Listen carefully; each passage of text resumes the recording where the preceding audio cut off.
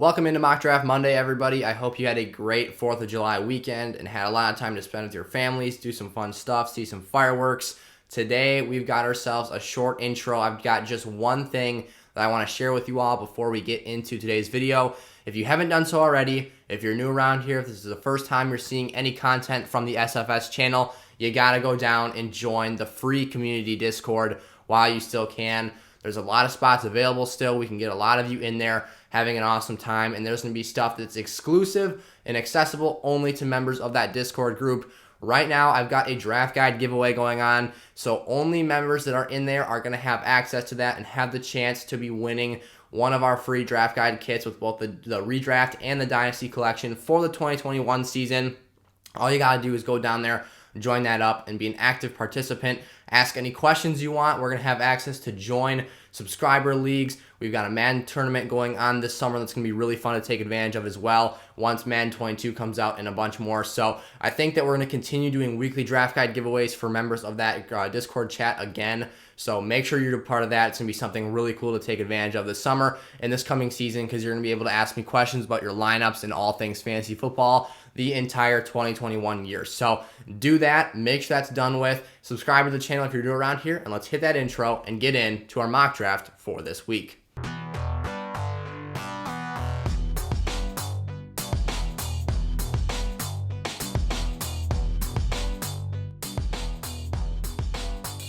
A couple last things to note here as we get into today's mock draft is that the Discord server actually came out here, and they were the ones that picked this 1.6 overall draft position.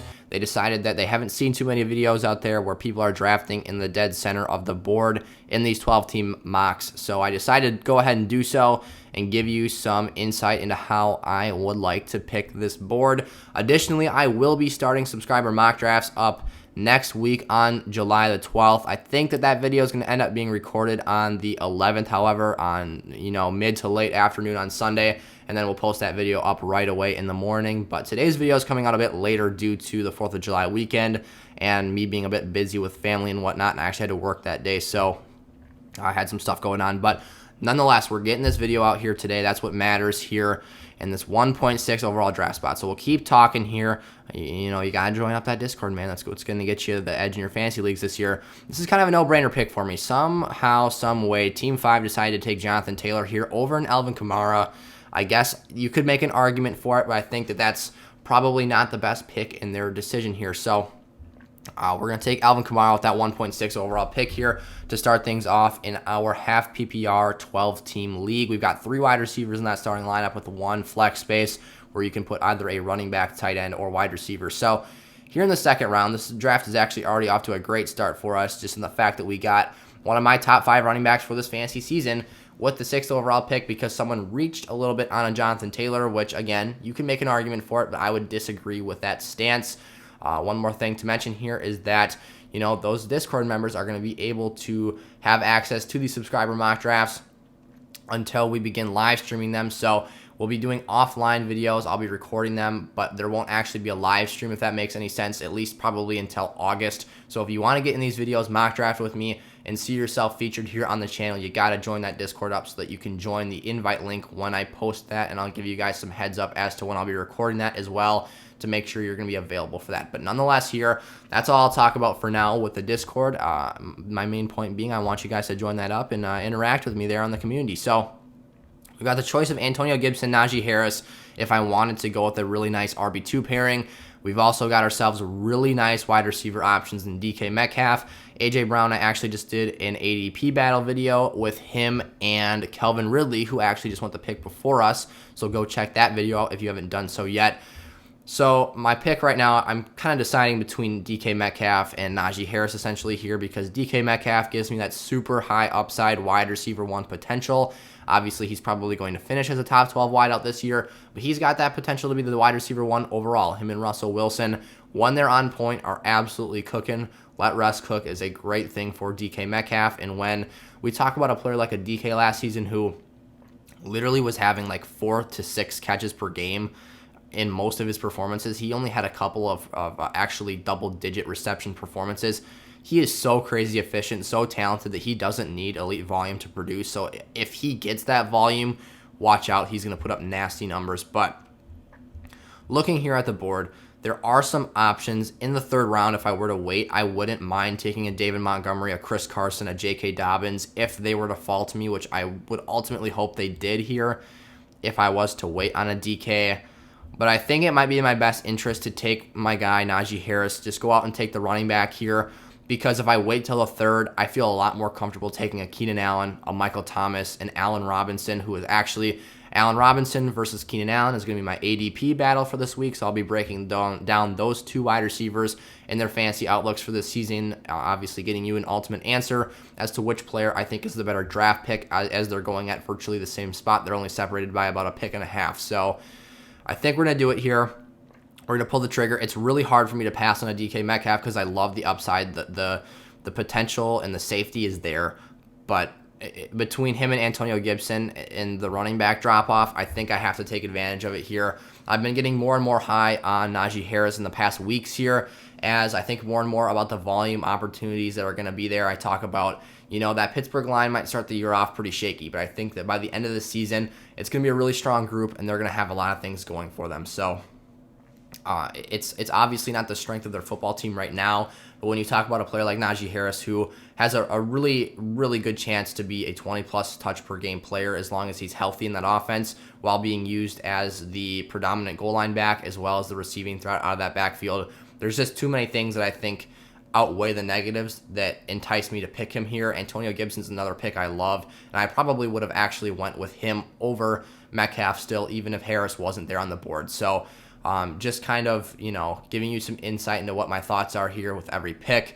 Now in the third round, we've got a choice. So actually, it's no shoo-in for me here to just go out and take a Keenan Allen or an Allen Robinson. And maybe you'll have to wait until that ADP battle to see me take one of those players, because I think the way this board's playing out with the depth at the wide receiver position, the players I'll be able to get later on in this draft board, they're still going to give me wide receiver one potential, wide receiver one games and weeks.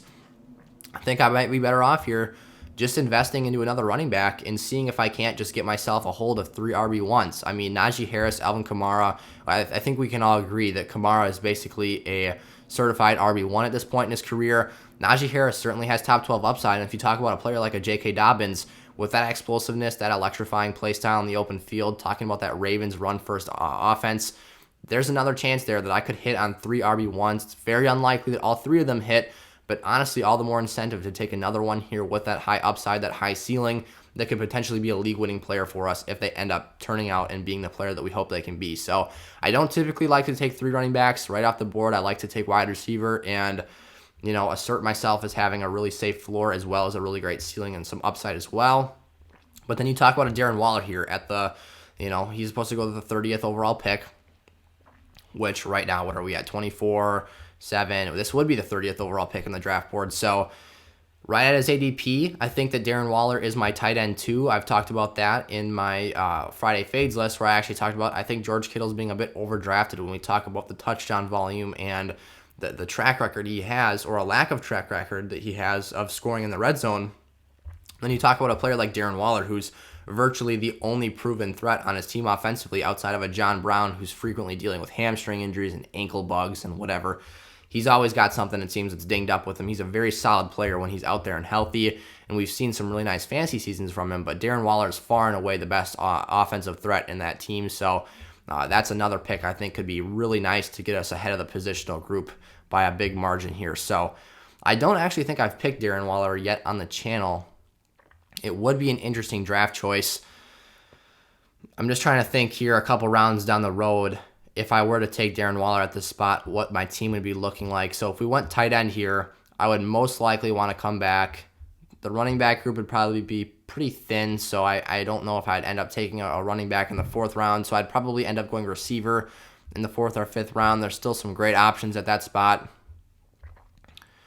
But I think in this situation, I might be best off to fade tight end a little bit here. Maybe try and get a Hawkinson or a Mark Andrews. That might be a better spot for me to take here.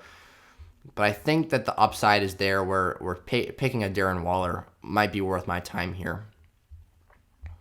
I've pretty much narrowed myself down to either I'm taking J.K. Dobbins or Darren Waller at this spot. Obviously, this is not a tight end premium league, so we've only got one tight end in the lineup. We're not doing 2 times the multiplier on their fantasy points.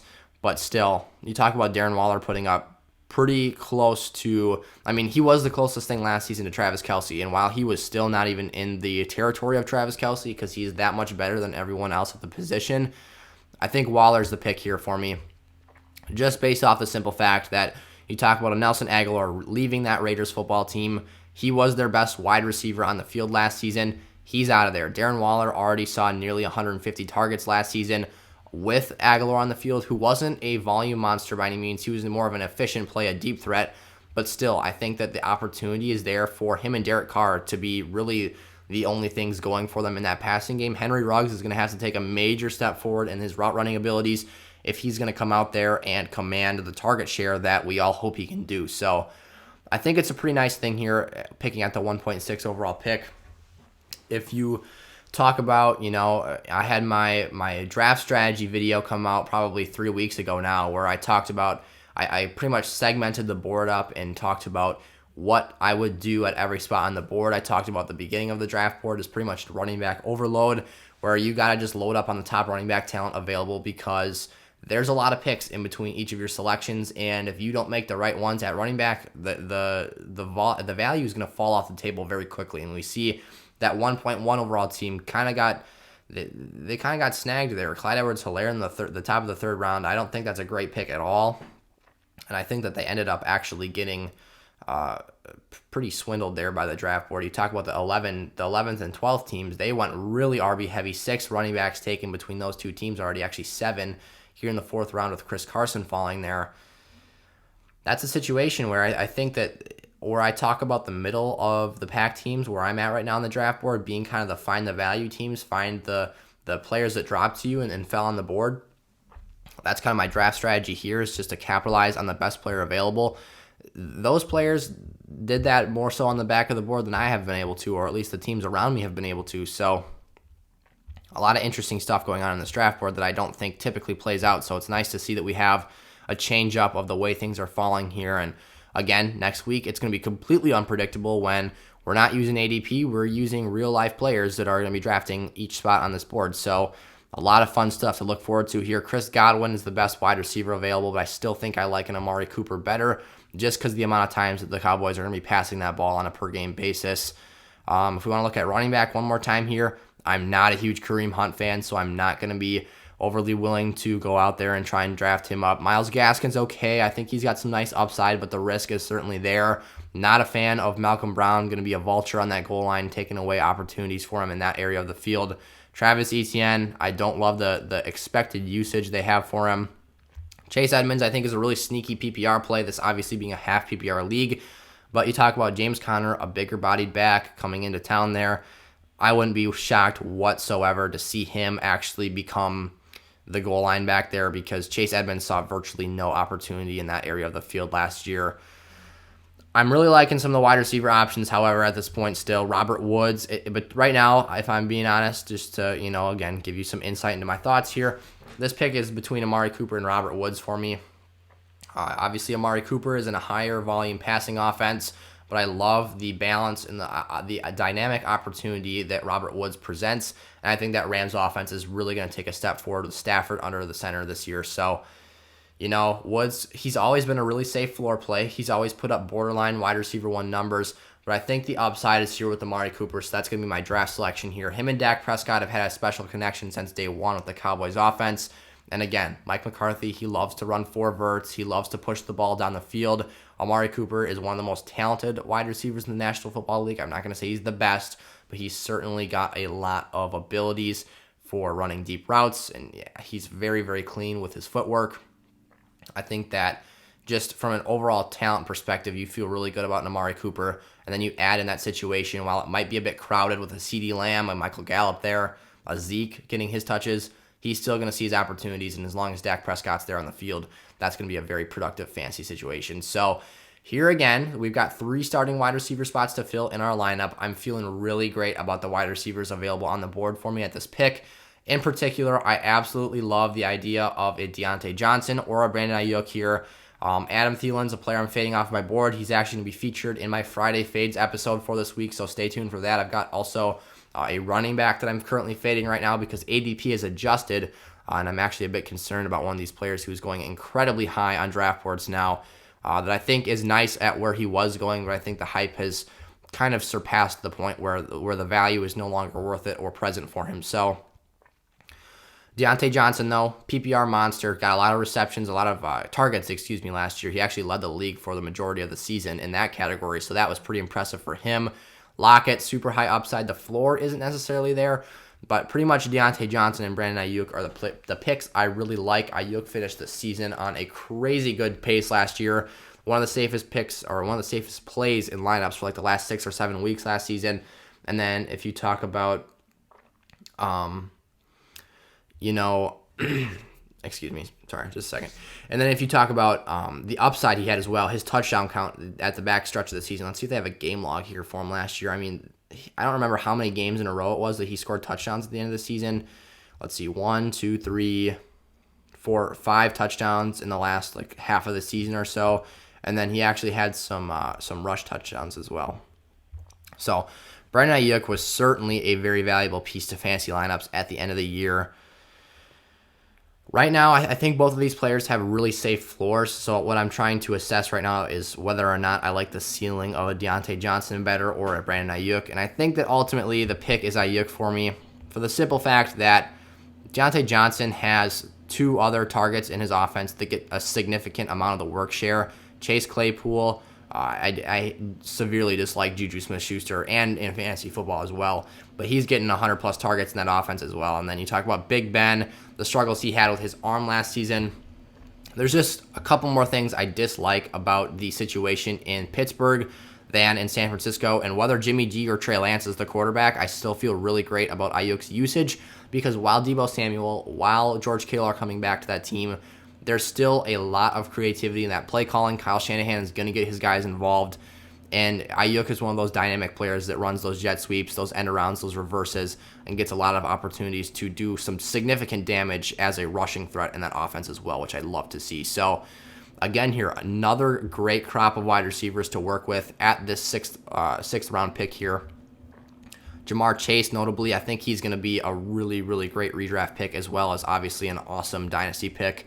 That's going to be a player that I think is going to come out and shock a lot of people as an immediate impact player. And we obviously talk about he's got that draft capital, so you assume it's going to be there, but I think it's going to be even more prevalent than people think.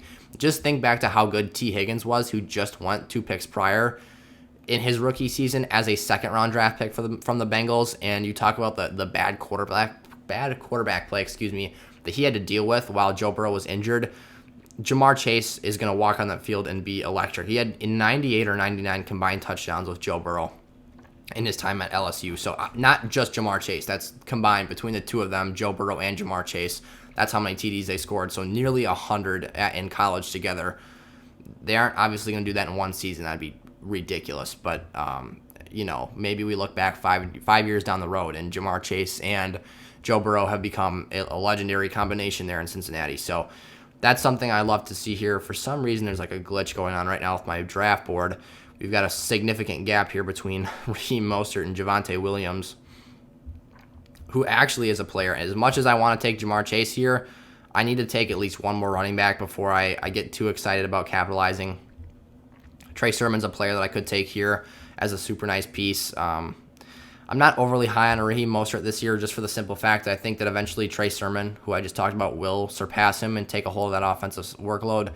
So I think we got to be a bit hesitant with how high we're picking a Raheem Mostert, who's actually going later on draft boards last year, but for some reason has actually moved up them this year, which is really interesting to me. I think the pick has to be Javonte Williams here if we're just looking at making sure we address the running back position enough times before this thing gets too far down the board here. I don't typically love to draft players just for depth, but the simple fact is that we're going to need that opportunity and that depth at the running back position if we want to maintain relevance, because if I wait even a couple rounds here, the running back crop is going to be so thin, so weak, that if something happens to Alvin Kamara, Najee Harris, our team is pretty much screwed because we're not going to have a starting level player that's going to be able to step up and fill that workload. The thought here with Javonte Williams, we don't have to start him right away on the season. If you're playing best ball leagues, Javonte Williams is a really great pick because he's going to have some monster weeks this year. and he's not going to start right away. This is Melvin Gordon's offense for the time being, but I absolutely see a situation playing out where by week 8, week 9, week 10, this is going to be Javonte Williams' workload, 3 down back. He's got the style, the capability to do so. He'll be running the show there in Denver, and it's just a matter of time for me. So back half of the season, this is your classic league-winning running back here that's a rookie. They're going to start the year off slow. They're going to not see the volume, the workload, the opportunity won't be there. Don't hit the panic button on these rookies this season. They're going to pop off like every other year. We all wait. We all get discouraged, disheartened because it's going slower than expected. We run out of patience. We panic, and then we move off of these rookies. Don't do it. Javonte Williams, Trey Sermon, those are going to be late bloomers this season. Even a Michael Carter, he might start off the year well because he might take a hold of that starting offense, but I don't think his ultimate upside is that much better, and actually it's not better than you talk about Javonte or a Trey Sermon. And while, like I said, he will probably get the opportunity to be a starting level player sooner than those guys, he will not be ultimately putting up better ceiling numbers than them. So I guess fade your Michael Carter's slightly. Obviously, he's still going to be a great draft pick, a starting level running back in PPR leagues. He's going to see usage in the passing game, but I don't love his overall tool set more than I love those guys. And once they get on the field, they're going to be outproducing him. So maybe it's wide receiver time one more time here. Quarterback, we still haven't addressed, but there's a lot of names I still feel comfortable with taking. Kirk Cousins has been my classic fade the quarterback guy. Ryan Tannehill's on the board. Joe Burrow, Matt Stafford, guys I feel great about. So I would hate to pass up wide receivers here when we got to start 3 of them.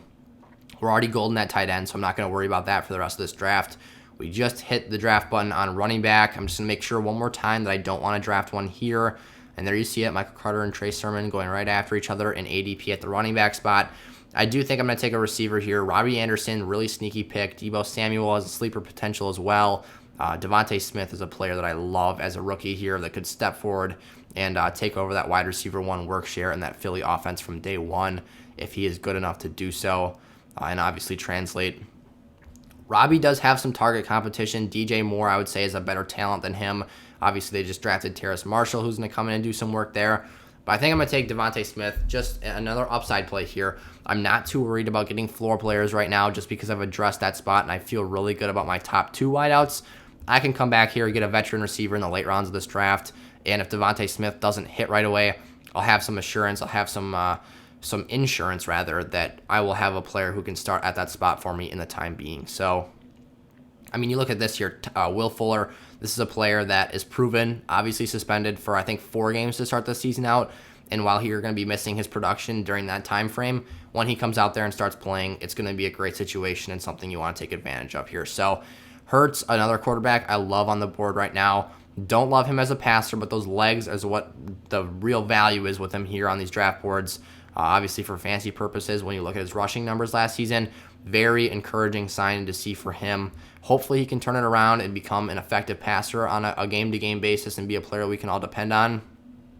But that's not what he was last year. It was almost purely leg talent that got him to where he was, but he was also working with scraps of that Eagles offense. So I may be investing into a Trey Sermon here within these next couple picks if the opportunity presents itself. He's actually, the sixth player overall on the board right now based off ADP, which, again, is a resource. It's a tool. It's not the end-all, be-all reference point that you should be using for your draft picks. Please, when you do drafts, do not just go straight down the board and pick the quote-unquote best player available. You got to assess your team with every pick here. You don't have to fill out your starting lineup with every draft pick. That's not how I'd go about doing things. Obviously, you could see I'm not very concerned about addressing the quarterback spot because in a 1-quarterback league, the depth is so great that you're not going to need to overly invest in that spot to make sure you have a good lineup. So Trey Sermon might be the pick for me here. Just continue to address that running back depth here. Make sure that when the big games come up in the late half of the season, Javonte Williams, Trey Sermon, those guys are going to be popping for me, and those are going to be starting level players or potentially starting level players to give me some great upside. So there's still so many wideouts on the board that I think are productive level players, can give me the workload, the target share I'm looking for here. Burrow and Tannehill, 2 picks I like here at the quarterback position. It might be wise to invest into one of those players before I move on too far here, as I think, once we get past that Tannehill section, I'm not really liking anyone too much other than a Kirk Cousins. Tua, I've got my question marks about him. Trey Lance won't be a day 1 starter, I'm almost sure of. Carson Wentz, really risky, but, well, I wouldn't say it's risky to invest in him as your starting quarterback. If you want to go out and take Carson Wentz as your QB2 this year, he's got really nice upside, but I don't love the pass catchers in Indy. Obviously, if you watched him last season, it was a train wreck and it was brutal, so not a good situation, really. I'll take me some Joe Burrow here in the 9th round. Jamar Chase, T. Higgins, Tyler Boyd. That's too good of a situation to pass on here, and I've been taking a lot of Ryan Tannehill lately, so I want to change up my picks, make this give you some players different to talk about. There's obviously the question marks about his knee. Is he healthy? What's his status? I think he'll be fine ultimately come week 1. And with so many options to work with, he's going to have the opportunity to produce by just being a good ball distributor, which we all know he's more than at this point. If you watch Joe Burrow during his rookie year, he's a fantastic player. So, and then Joe Mixon out of the backfield is extremely helpful as well for a young quarterback to have that versatile rushing threat and that capability of producing there. So, yep, basically here in the 10th round, the running back crew is scraps. So, not looking to invest into that position particularly. Antonio Brown's a really nice pick that I can make here. Or Rashad Bateman's another player I've picked a lot of. Darnell Mooney's a player I like. If you want to take a flyer on Henry Ruggs as a high upside play, he's got some risk. I'd say his floor is pretty much as low as it gets, but again, he does have the ability to be an elite deep threat. I'll take AB here, though, in the 10th round. I think that, we've addressed basically every starting spot except for defense, which we're not going to touch until our last pick or so on the board. We just need to fill out that wide receiver group. We're starting 3 of them in this league. We need to have the opportunity to have bench players that can come up and make plays for us, make fantasy lineups, and ultimately hit on their ceilings every once in a while. AB's got that connection with Tom Brady. He's not going to be a super high volume play in this offense because when you've got Mike Evans, Chris Godwin, Rob Gronkowski, and AB, you just can't distribute it that greatly on any given player. But he will see a couple games this year where he's very, very productive. He's still Antonio Brown and a very, very good talent, a savvy route runner at this point in his career. He's definitely not at his peak performance anymore, but he has the ability to do it for a couple games, I would say. Mooney is probably my next favorite wideout on the board here. Not too concerned about taking a tight end again. We took Darren Waller in the 3rd round. Marvin Jones, that's a goofy offense for me in Jacksonville. It's becoming more and more of a hard read the more Urban Meyer talks, which is unfortunate, but that's the reality of the situation we're seeing play out right now. Aguilar for the Pats, by far probably the best deep threat on that team. That's an interesting situation we could play into here. It's crazy to see that Evan Ingram's ADP is tanked so low. I'm not sure why he was starred there. But his ADP has fallen off a cliff since his drops and his inconsistent play with New York. He was once a top 5 tight end pick, it seemed like, every year that he's been in the league. But obviously that is far from the case now at this point in his career. Yep, again, that running back crop is super, super thin. Tevin Coleman, technically the RB1 for the Jets right now, but basically no one expects it to stay that way. I'll take me some Darnell Mooney here. And my thoughts here on Darnell Mooney is just that you've got a super high upside play. Again, not a player you're expecting to get 10 targets a game or anything crazy like that, but you've all seen the highlights. I mean, he's very good at running deep routes. He's broken a lot of defenders and gotten wide open downfield, but quarterback play has been his biggest issue. And Andy Dalton, while I've talked about he's had the ability and shown us that he can produce a wide receiver 1 in an A.J. Green during his time at Cincinnati, I'm not expecting him to be an elite quarterback for this Bears team, but Justin Fields can be. And Justin Fields will not start day 1, but all these wideouts, everyone sounds really excited in the building about what Justin Fields can do for this team. It's inevitable. He's going to be in there at some point this season. And even if Andy Dalton can just be a touch better than Nick Foles and Mitch Trubisky, which I don't think is really asking all that much whatsoever, Darnell Mooney's going to see an increase in his production. You're talking about a player who was a rookie last year and showed that much flash and potential. I really, really like that pickup here. So I can't pass up this opportunity. I see Elijah Moore hanging out there at the top of the board. Got to take advantage of it at that spot.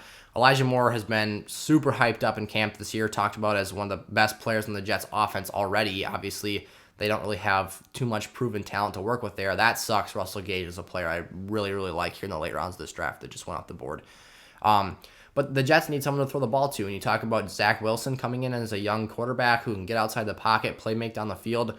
Elijah Moore is a great deep threat. He's a great player at just finding the hole in the defense, finding the hole in the zone. He gets open in the red zone. The report has been that he's virtually unstoppable in that area of the field at Jets minicamp. So a lot of good things we're hearing about Moore. His size is a bit questionable. He's, I think, 5'9" is what he goes.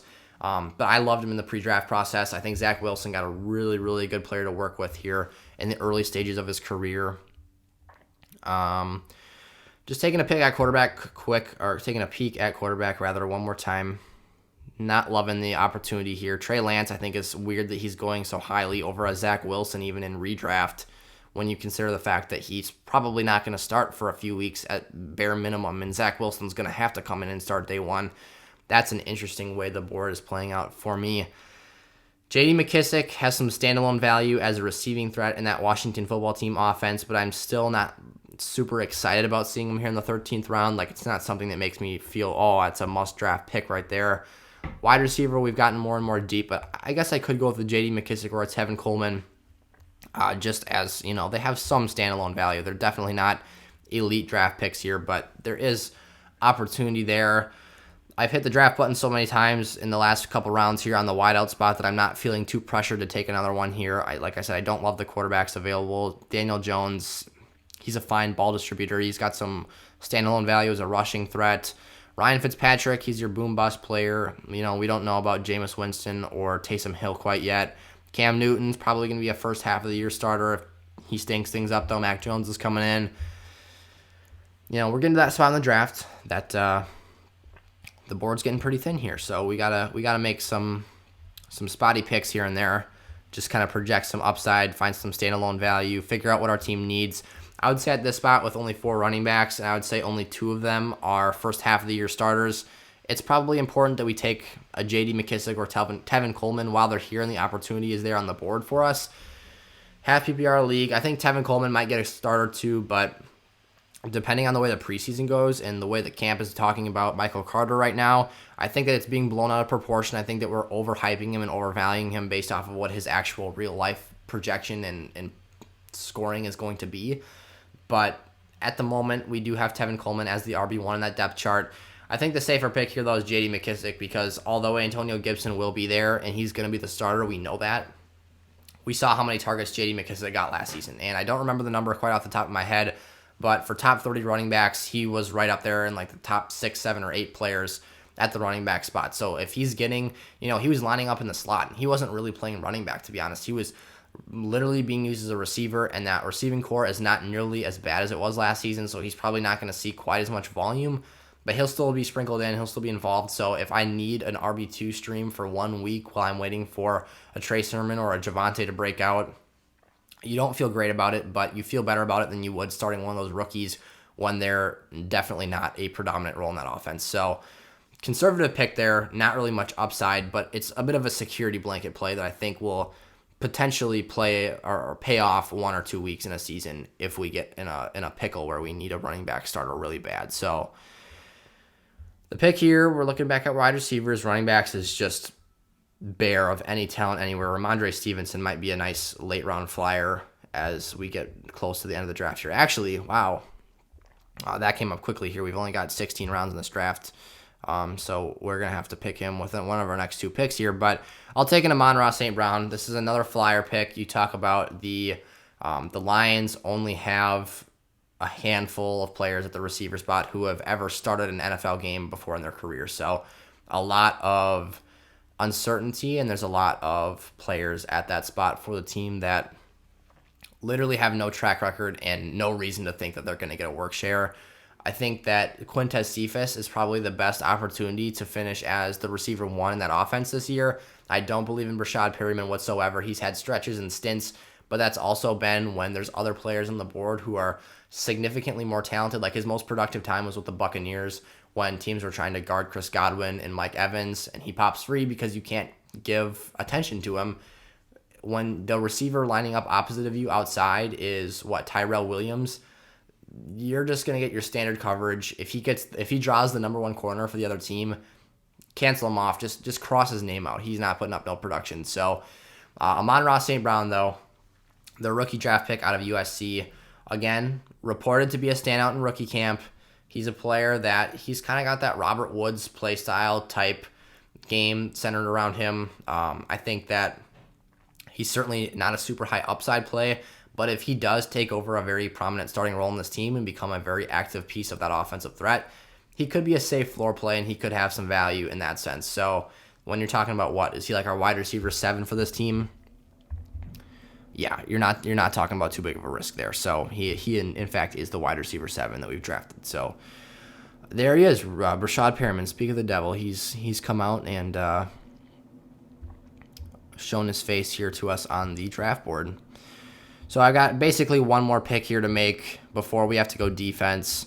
Not too concerned. Again, we haven't really worried about tight end whatsoever since we picked Darren Waller with a 3.6. The quarterback spot I think is fairly locked up with Joe Burrow. I can stream someone off the waiver wire if I need to, if he either goes down, unfortunately, or if obviously that bye week you see there, week 10 coming up, and I need a player at the position. So I think I will go ahead and take Ramondre Stevenson. To me, Ramondre, if you haven't checked out the Rookie Dynasty Draft Guide collection, he is LeGarrette Blount to me, and that's actually some pretty high props considering LeGarrette Blount has been a dominant beast on the goal line for much of his pro career. So if we can go out there and find a way to get a running back stream that comes in and gives you that level of touchdown upside, you're looking really great for your fantasy league. So we picked the Washington football team defense there in the 16th round. For some reason, they always seem to be available because ADP for defenses is just a popularity contest, and teams will come out, or excuse me, players will come out here and just pick their, like the Jags. Why are we picking the Jags? Why are we picking the Cowboys, the Lions, the Seahawks? Like,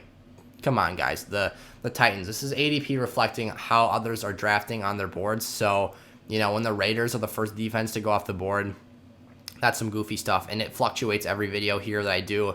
Like, there'll be one hot team one week, and they'll end up being the top defense picked off the board. So do your research. Basically, what I look for when I'm picking a fantasy defense, it's very simple. I like to find a good pass rush because pass rush turns into under pressure quarterbacks under duress, and we know that when QBs are under pressure and have people in their face, they make bad throws. That's how interceptions happen, pick sixes. Even if they get them down for the sack, you're getting points there in fantasy. So I look for teams that have that great pass rush, your 49ers, your Buccaneers, your Washington football teams, your Cardinals even of the world.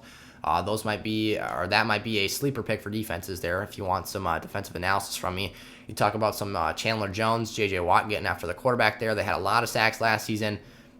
Send them back out there, and their secondary is a bit weak, but when you talk about anyone can make a play, anyone can make a pick, so if you can just get hands in the quarterback's face and force him to throw off balance, off rhythm, that's when your turnovers happen, and that's what the Packers do as well.